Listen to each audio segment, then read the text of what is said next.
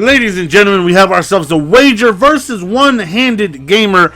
Now, I have played one wager match before with him, and this was maybe a few weeks ago. So this is pre-patch. So should be B gaps, A gaps, Q gaps, elemental P gaps all over the damn place.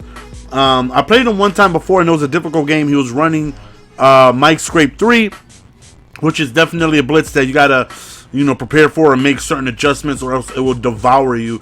So I was thinking I'm gonna go on ahead and face, the same defense I did before, but actually he changed it up. He actually switched to a 4-3 and wasn't running Mike Scrape anymore at that time. So that right there kind of made me like, whew, all right, at least I don't got to deal with that anymore.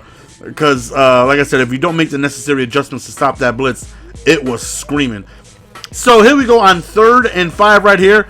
Back to the run we go. We run first down, run second down, run third down. That's just what I do. I love running the ball.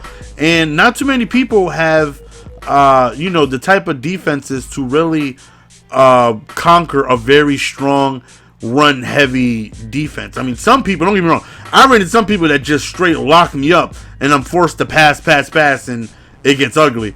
But those are far in between. Not too many people are really prepared for somebody who constantly runs the ball. And I try to do it in every situation as possible. As long as I'm not in like 3rd and 12 or something. Look at that double B gap though. As long as I'm not like in 3rd and 12 or something like that, there's an opportunity to run the ball. So as you've seen, he has a very good team of his own, and we have to go on ahead and deal with Bo Jackson as well as being able to use him. Very, very, very difficult running back to try and contain, but try to make him one-dimensional, spread my linebackers out, try to prevent him from hitting the outside. He goes with the PA draw shot right there, goes deep up top, and comes down with it. What a beautiful snag. Goes to the toss, and him falling forward on that angle ends up getting him 2 yards. Right there, I click on, went for the suction, and completely whiffed. 3rd and 3 right here. Goes back to the run, and we actually stop him. So he's going to hold and settle for a field goal. I think the first game, I know I won, but I think it was only by like 3 or something like that. So he gets the ball at halftime. So this right here is a very important possession. Horrible spin by me, man. Last thing I want to do is give him an opportunity to go on ahead and get the ball back at halftime and go on ahead and score and take the lead. So at least the field goal here we need. No timeouts remaining. Get the toss, and unfortunately I don't get out of bounds. But second one, we just spike the ball. One more run just to try and get me closer for a field goal. And unfortunately, I don't get it. But we do end up settling for the field goal. I have yet to throw in a pass that half. But, we are up 10-3. He has 2 timeouts, so hopefully he doesn't go. Oh, my goodness, we kicked out of bounds right there.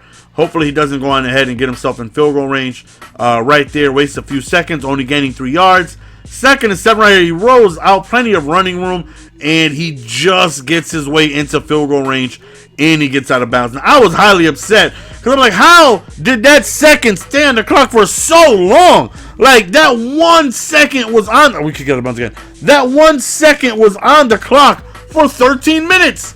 How did he have enough time to get out of bounds, man? Beautiful dot over there on the right side, and I'm like, my defense is failing me again. My defense is failing me again, man. You figure I would be used to this, right? Because my defense just, man. Right there, through the coverage. But he's going to go on ahead, take his field goal. We still maintain the lead, though. So that right there is definitely a boost of momentum. Even though I was very upset at the fact that he was able to look at him jukes down. Very good. Go. We got a hater in the building. Got us to within the red zone. Then we go back to the run right here with TD. And I run so much that I find myself using everybody in my depth chart. All 4 running backs, fullbacks, even the quarterbacks.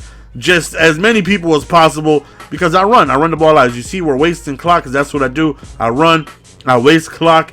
And when you face me, you know that's what you're going to go up against. You know how many times I've beaten people and they've had 1 possession the entire game? Like, they'll get ball to start the game.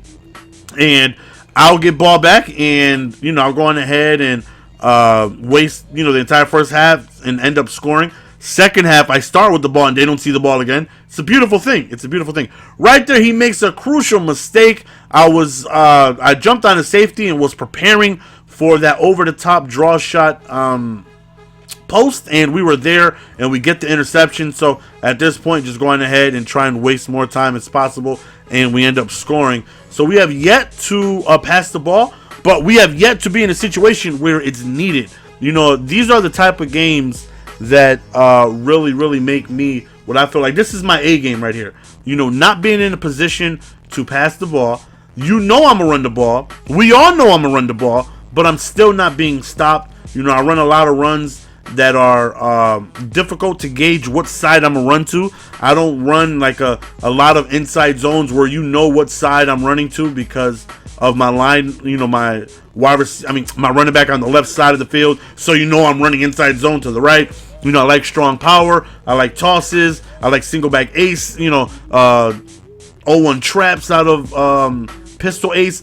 Anything to not give you an idea of where it is I'm gonna run the ball, to the left, to the right, up the middle. And I feel like that definitely gives me an advantage to go on ahead and stop you from run committing. Because if you know what side of the field I'm running to, obviously run commit to the right, to the left is easy. But if you don't know, that kind of scares you away from run committing, because against strong power, you cannot run commit down. It's not gonna work because you're crashing down, and it's a play towards the outside, and you're just going to give up a touchdown if you run commit to the downward, or if you run commit the wrong way. So, but anyways, nonetheless, 24-16, we just played very conservative. He has no timeouts here. I like my chances on getting a stop and not allowing a touchdown plus a 2-point conversion to tie the game. So right here, we're just going to try and play safe, play man coverage, have every wide receiver with a body on it, and hopefully we can go on ahead and just prevent a very big play. So right here on 3rd and 12, we get a block shot with Jason Taylor, forced to throw on the run right there, and we end up getting the interception, and we end up winning the game without even needing to throw a pass. Thankfully, he didn't come out in Mike's screen. That's the end of the video, fellas. Hopefully, you guys enjoyed. Go on ahead and follow me on Twitter if you guys don't already. Appreciate you guys, man. I'm actually about to head out to my fantasy draft, so I won't be checking out any comments until I get back. But wish your boy luck, man. And I'll share my team with you guys tomorrow on who I drafted. Excuse me. Appreciate you guys. See you guys next video. Peace.